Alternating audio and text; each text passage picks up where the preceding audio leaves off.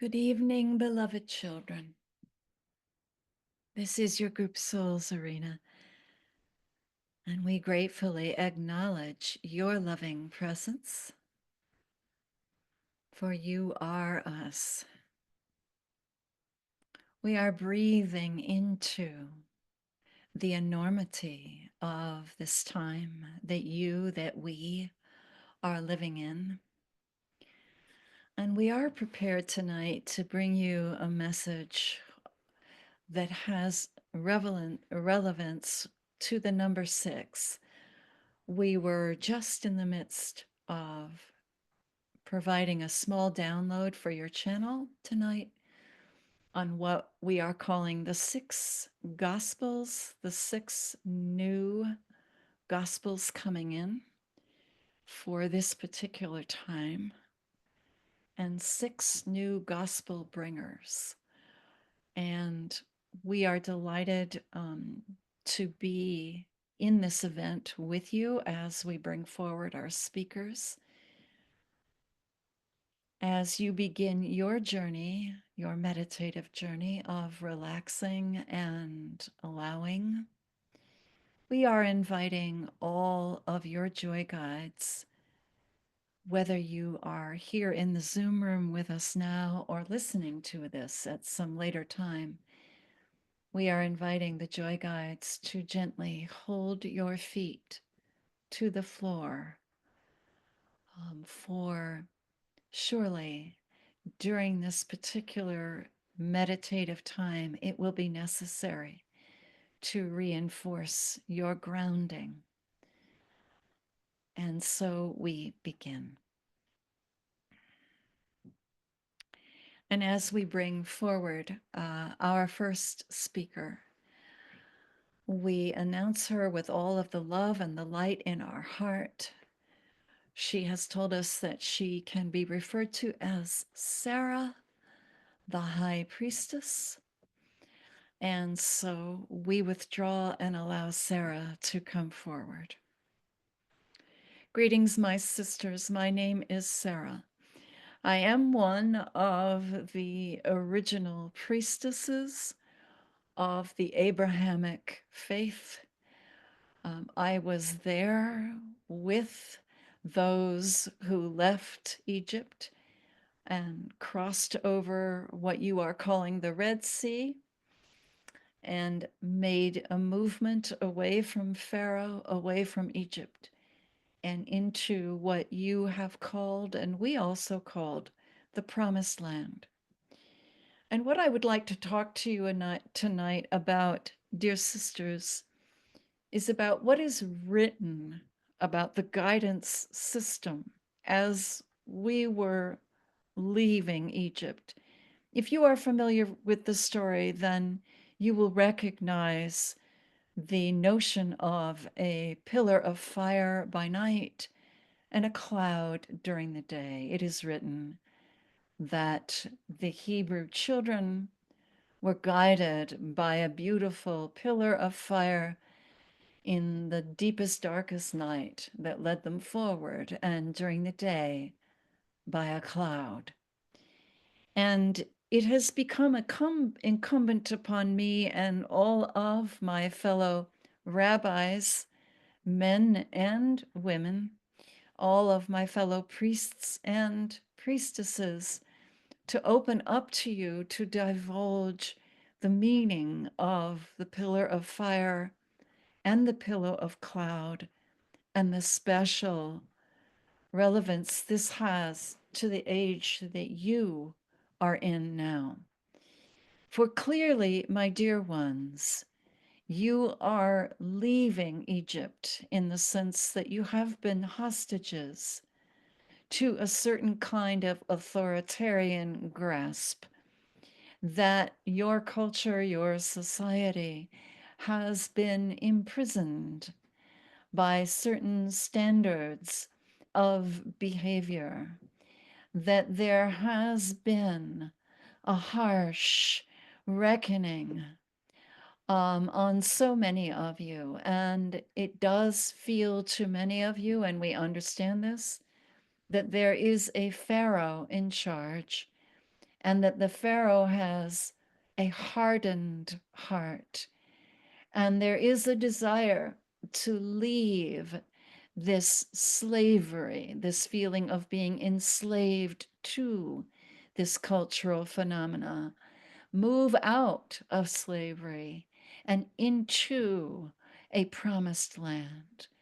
And we affirm that that promised land is your own country. If you are listening to this from other countries, the promised land is your country. It is wherever your feet are resting is your promised land. The meaning of the pillar of fire by night has special meaning for those of you today. When we think of fire, what do we notice? Fire purifies, fire alchemizes, fire destroys that which is no longer necessary, and fire clears the ground for new life and new hope and new growth. This is the meaning of fire.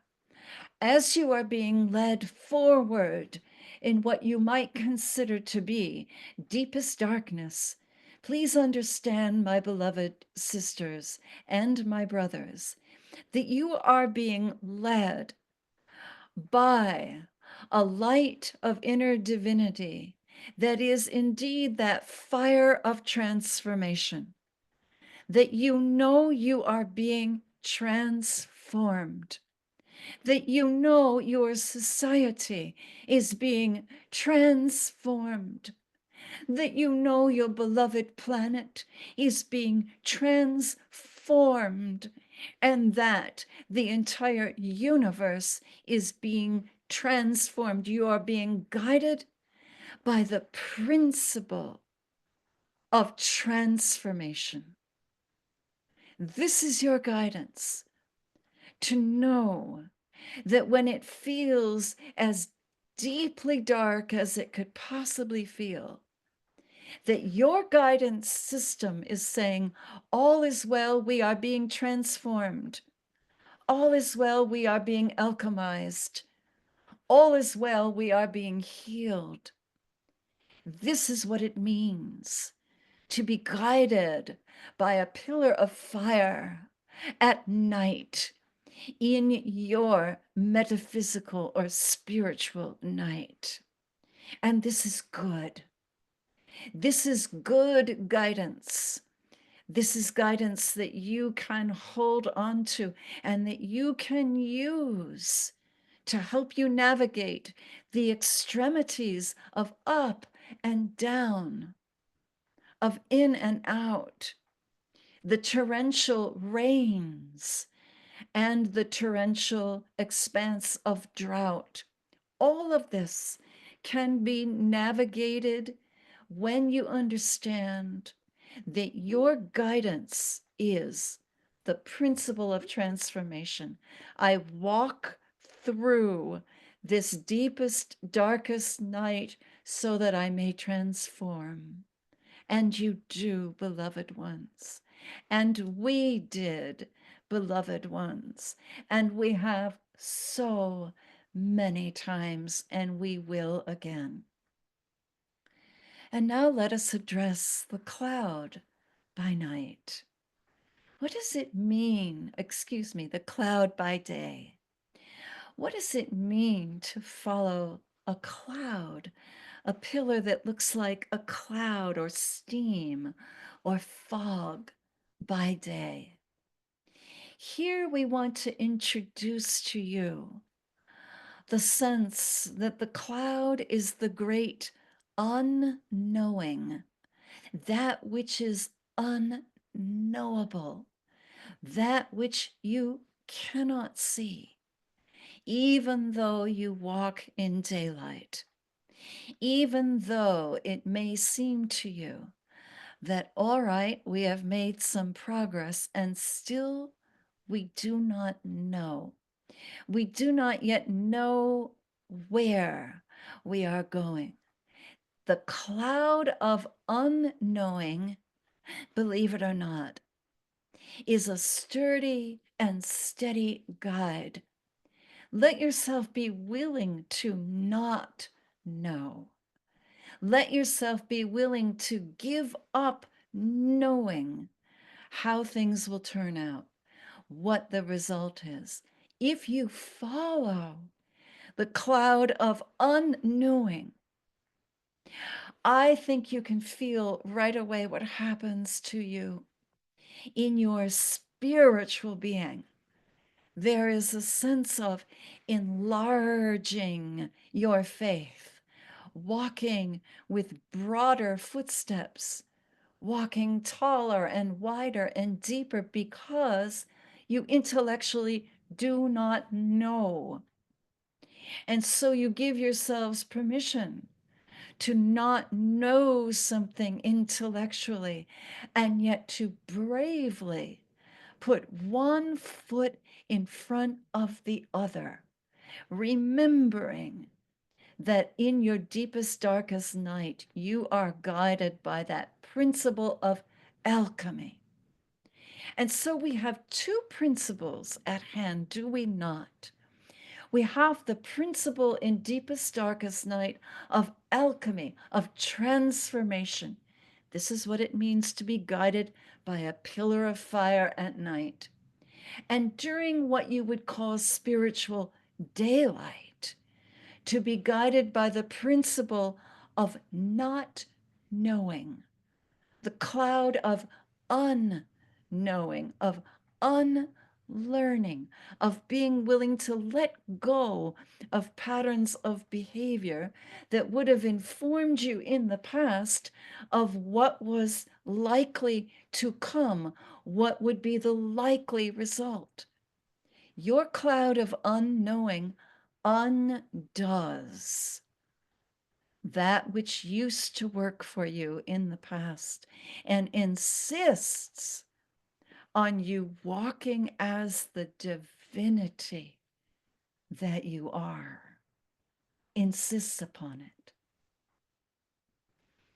I tell you, my beloved ones, that when I was a part of this enormous group of people, former slaves leaving Egypt, that I was deeply inspired by our nighttime walks and the idea of we are transforming. And I was deeply inspired by our daytime walks and the idea of, and we do not know yet where we are going. And in both aspects, in this beautiful polarity, was our safety, because we became truly ourselves. We became authentic beings. We became free. We became liberated. And so are you. So are you crossing a Red Sea. So are you leaving a land of Egypt in which a Pharaoh is in charge, in which authoritarianism has taken hold. You are also leaving that state of consciousness. And we are so happy for you. The Sarah of my being, that is the ancient Hebrew priestess that I was a very long time ago, the once upon a time wife of a certain Abraham who also experienced the cloud of unknowing, and the future priest and rabbi and priestess in many succeeding generations.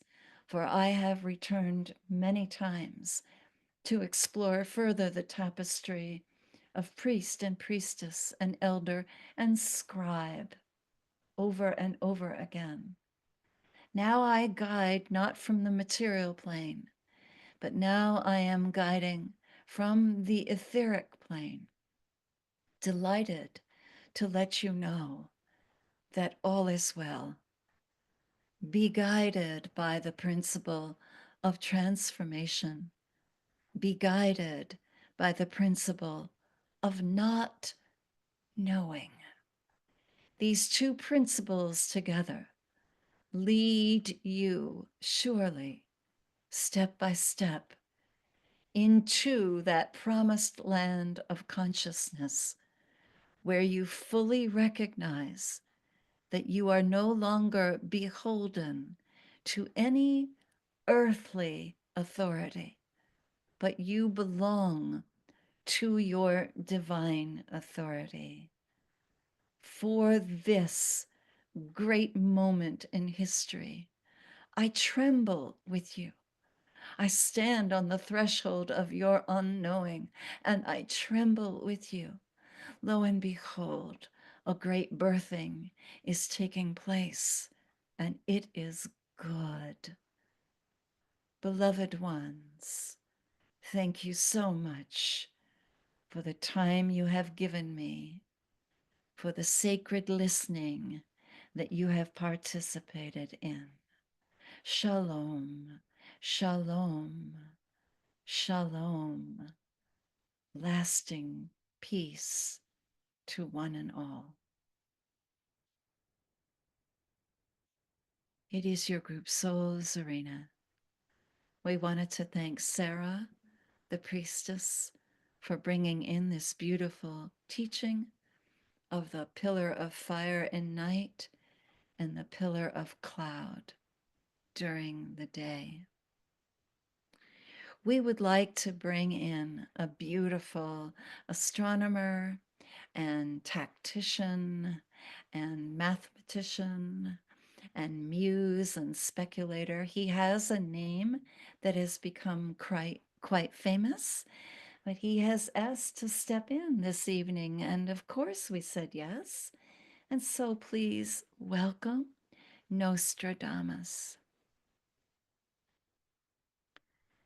Good evening, delightful souls. How wonderful to be with you. Long I have thought about these times that you are living in. Long ago, I felt into the agency of this particular time and wondered what it would feel like to be a living human being at the time that you are living and to be surrounded by circumstance that are at times so bewildering and so befuddling that it may feel as though you are wandering in vast confusion. Honestly, I wished that I could be here in the physical form to participate with you, but I was not brave enough. It was my task rather to look ahead, to ascertain based on mathematical energies, based on sacred geometry, based on your beloved Fibonacci sequence. It was my task to look ahead and to see what pathways humanity would most likely be taking. And while I am glad that I did invest in looking forward, I feel it is my job now to invest in looking backwards, to help all of us understand now that we are at a point in time where fruition is gained by integrating all the lessons of our past.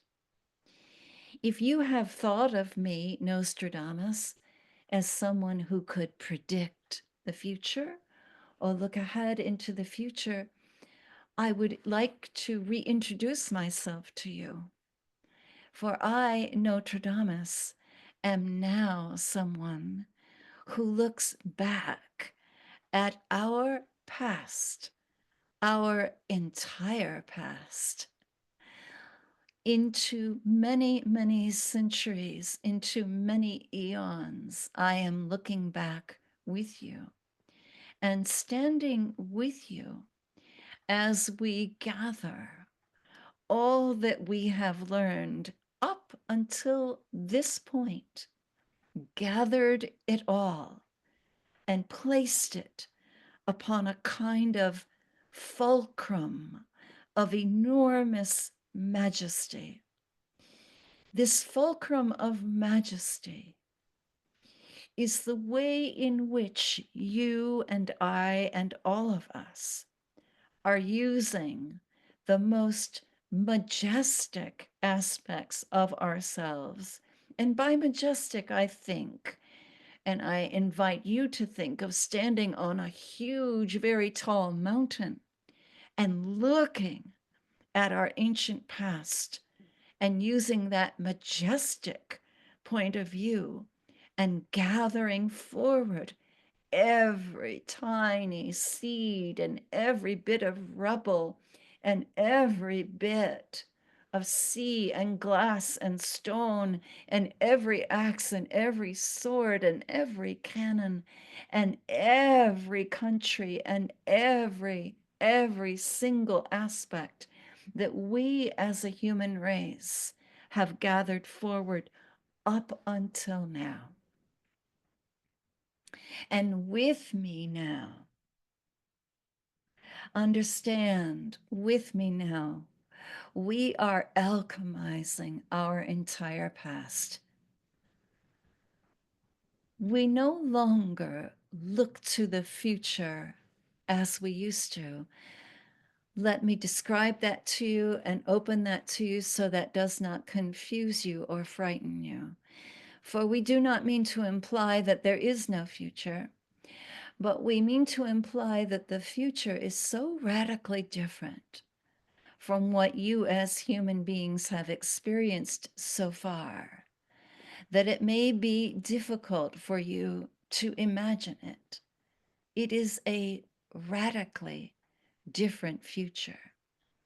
And so, as your advisors, we believe it more helpful, it more useful to integrate your past into one beautiful, solid ball, a collective understanding of everything that you, as a race of beings, have learned up to this point. Now, integrating everything that you have learned, everything you've accomplished, every sorrow you have felt, every misstep and miscalculation you have ever taken. This integration is what is causing, we believe, a lot of the chaos, the disturbance that you are experiencing in the energetic fields today. And so, and we don't say this to be callous or to be cold or to make you uncomfortable in any way, but dear ones, when we look across the field, across the horizon, and we see that chaos with you, we are happy. We are happy because we know what this means, that humanity is finally assimilating, integrating all of its lessons, bringing everything home to roost, integrating this into a kind of healing crisis. This beautiful integration of everything you've learned so far does create a kind of cacophony, a kind of noise, a kind of chaotic experience. And at the same time, we believe that this integration of all your lessons that you've ever learned, resulting in this kind of chaos, indeed leads all of us to the new peace, the new blueprint, the new beginning, the new dawn, the new way of feeling into how deeply consciousness matters. Consciousness matters. And here is where you stand on the cusp of this beautiful integration which creates this kind of chaos.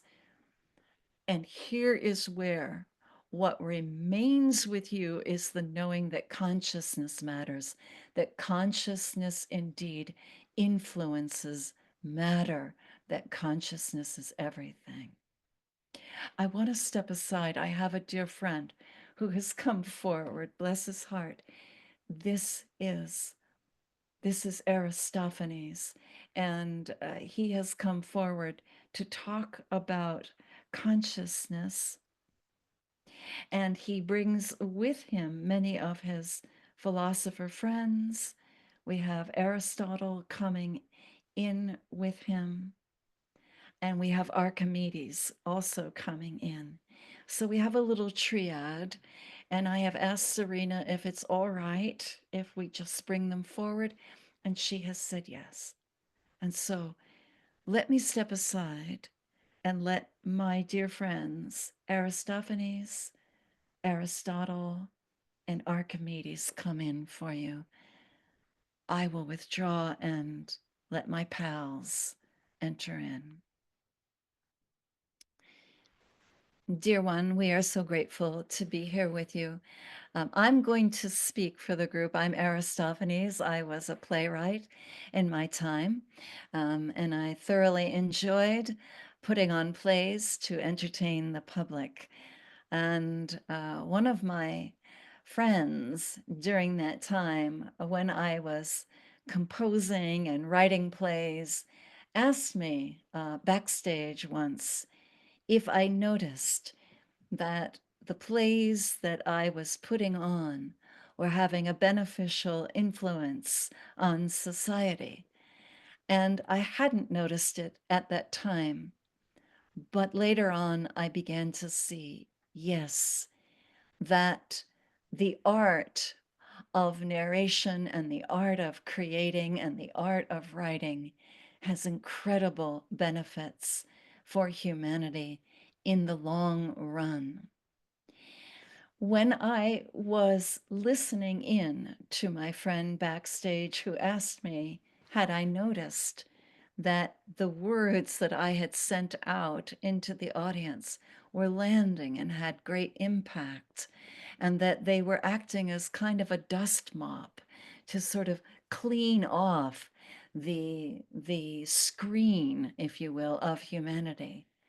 I began to understand what he was saying. And where you are now, my dear ones, is in a similar place, that you are having so many beautiful writers come forward and imagine new worlds and new possibilities. You are having writers of all generations and all sexes and all ages and all colors writing about what matters going forward. Indeed, what is being written today is being disseminated, spread around the world, and it is indeed part of what we wanted to talk to you about the new gospels, the six gospels. We will return to the six gospels momentarily.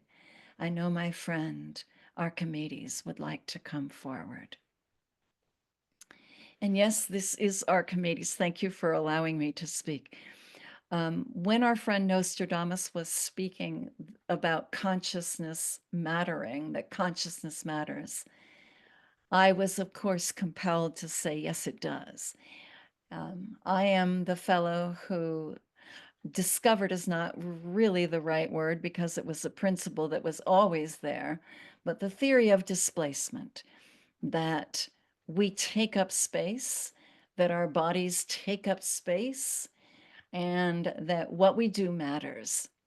And in my lifetime, I was intrigued by this as a physical phenomena, and now I am intrigued by it as a spiritual phenomena, a phenomena of consciousness. And what you do and what you say matters. You can alter the frequency, and indeed you are, of your planet. You can rise or lower the level of your seas with your consciousness, with your words. Your words matter. Now more than ever, my darlings, your words matter. I wanted to step forward and bring that in. And now I think my dear friend Aristotle would also like to come in. Thank you. I have been called the original philosopher, and I don't think that's true. I think there were many philosophers, many women philosophers, who were able to see things a lot clearer than I. I was just given the station uh, and the leniency to explore my ideas and to teach what I saw. One of the things I want to say to you, dear ladies, and dear gentlemen, if you happen to listen later on, is that it is the feminine philosophy that matters now. The feminine philosophy, as I understand it, is a philosophy of a spiral. It is like your nautilus shell. It moves forward, ever onward, always integrating what is behind it, integrating the past, reinventing and moving forward. My philosophy was more concerned with things as they are. A feminine philosophy is concerned with things as they can be, limitless possibility. This is what I am so happy to be a part of now, what I am calling feminine philosophy.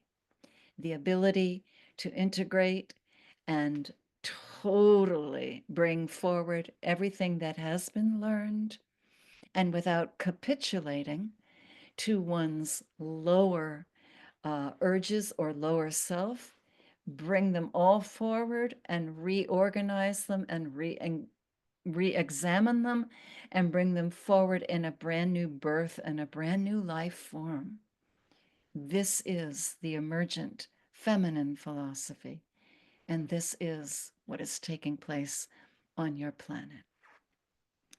And we are being beckoned now by your group soul, Zarina, who has asked us to step aside for a moment so that Zarina may bring forward the knowledge of what is being called the six Gospels.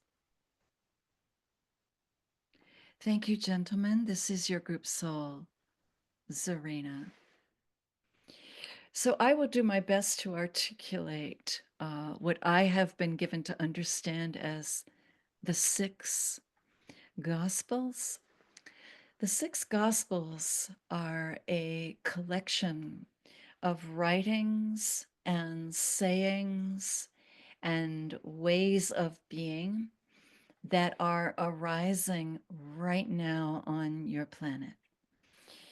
And the arithmetic of these six Gospels is that they have a way of multiplying rather easily and rather rapidly, doubling so that they become a 12.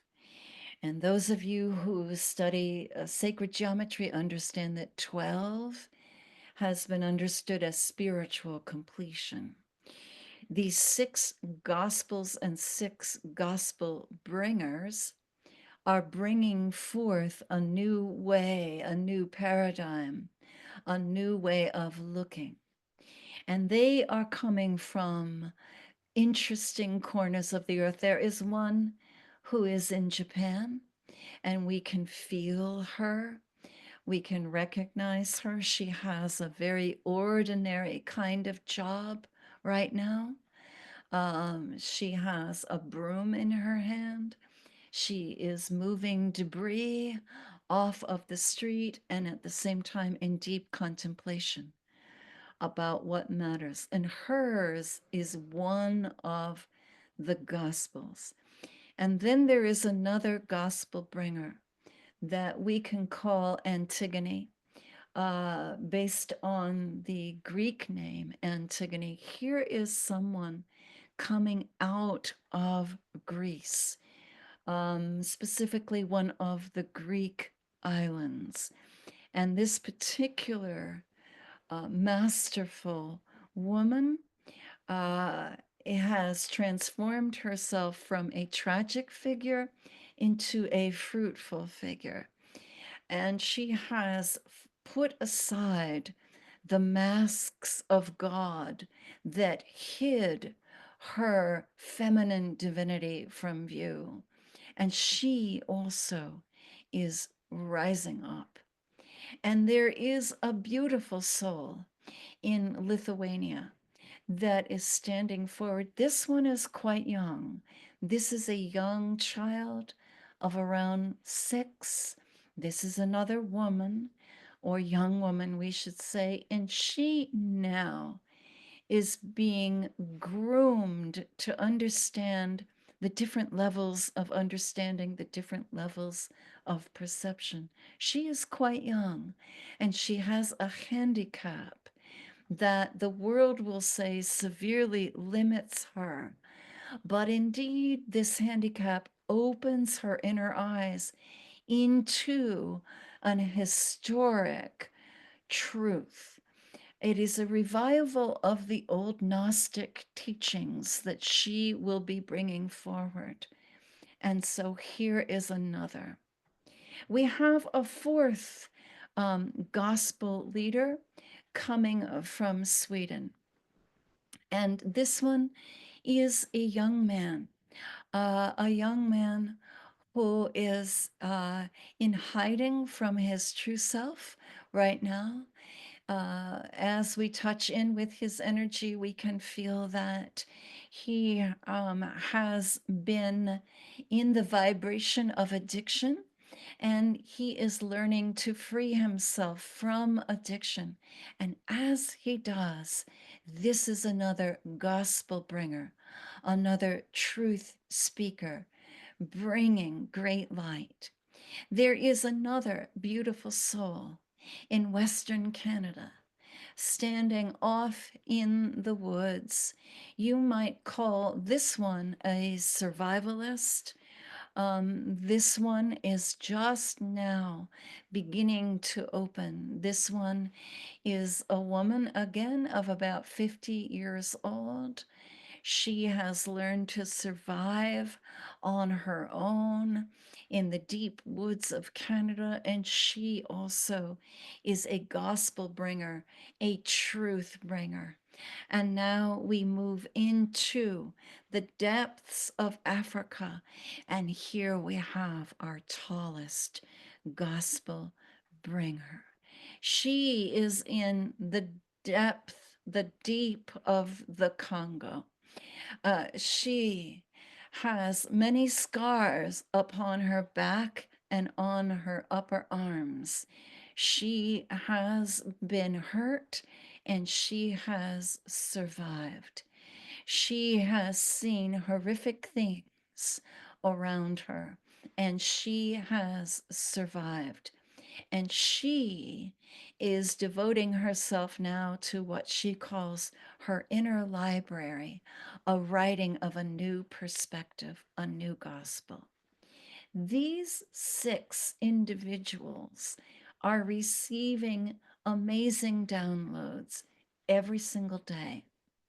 And these 6 individuals have been endowed with the right to spread their seeds wide. And as a result of these 6 beautiful new gospels, the new good news, the new way of bringing ourselves together, truly, truly, we have a sense of a brand new earth coming, a brand new way. We thank you. And now we have been told that your Lady Nada is here and she would like to lead us in meditation before we close. Good evening, sweet ones. It is your Lady Nada. I'm so happy to be with you on this precious Thursday evening, listening in to the new gospel bringers, the new gospel makers, listening in to my friend Nostradamus talk about integration, listening into the value of the fire of transformation and the value of not knowing. All of this makes me extremely proud to be in your company. I must tell you, dear heart, that what you are going through now is something that personally I could not have imagined for myself. I bow before your courage. I bow before your absolute bravery. I bow before your faith. And now, if you will allow me to gently, gently untie your sandals, untie your shoelaces, free your feet from the old sandals or the old shoes that you have been used to wearing. In other words, your old understanding. If you will allow me the great privilege of bowing down and loosening your sandals, your slippers, your shoes, your feet. And if you will allow me now the great privilege of walking with you at night, see with me, my beloved ones, that enormous triangle of fire. It glows beside us like a golden pyramid, all aflame. This beautiful, beautiful conviction of transformation now.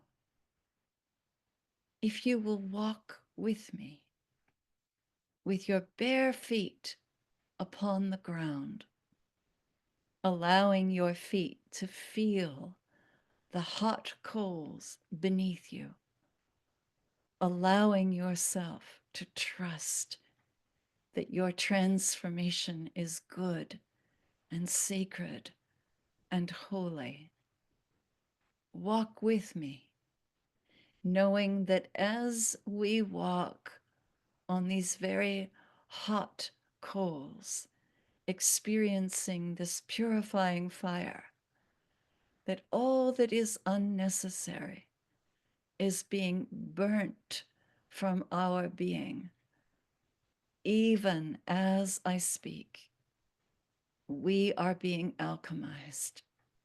We are willing ourselves to drop that which no longer serves us so that we may re-emerge as that which truly serves us.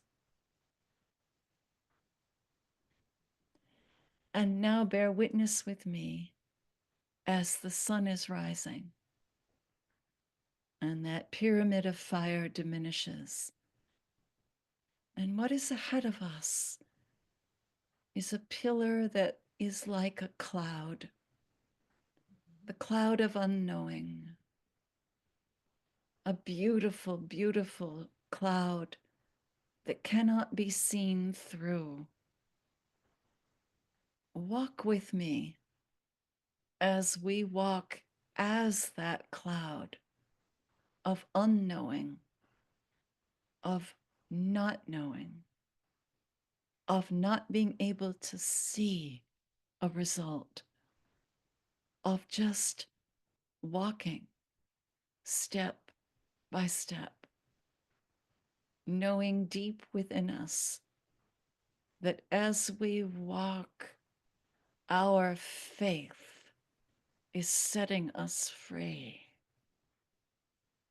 Feel into the victory that this cloud is. this cloud of not knowing, this cloud of unknowing, of releasing all learned behavior. This is what it means to be free, to not know, and still to walk ahead. Beloved ones, you have been born and died so many times that you are now well aware of the endless life, that endless current of energy that you always are, always have been, and always will be. Now is the time to increase this awareness and to understand beyond a shadow of a doubt that that fire of purification and the sense of not knowing allows all of us to rediscover our pristine nature, and that is love. Love, simply love. And now I'm going to be Nostradamus for just a few moments. I'm going to look ahead and I'm going to see and tell you what I see. For I see a world that is born again. I see a fertile planet. I see a world willing to call itself one world. I see a world that is unashamed to call itself globalized. I see a world with a flowing economy where no one is hungry, where no one is barren, where there are no outcasts. There are only outliers picking up the consciousness of your beautiful planet and always moving things forward. This is the destiny that I see. And I am going to keep holding that vision for all of you. And at some point in time, we will meet on your new earth and we will celebrate the fact that we were willing to be guided by transformation and by not knowing. We will celebrate. Of this I am sure. Many blessings to you all. You are so deeply loved. Bless you. This is your group soul, Zarina. Now is the time to remind ourselves, all of us, that we live in physical bodies, that we have feet, that we have hands, to remember the hairs upon our hats, to remember that the universe is a delightful place and that we have made a loving commitment to be here very present in our physical bodies. Now is the time to enjoy this feeling of heat as it rises up within our physical bodies, to know that indeed we are being transformed. Now is the time to joyfully, joyfully call yourself forward and be not afraid to say, yes, I am a human being, and yes, I am all love, and yes, I am all divinity at the same time. Bless you, and namaste.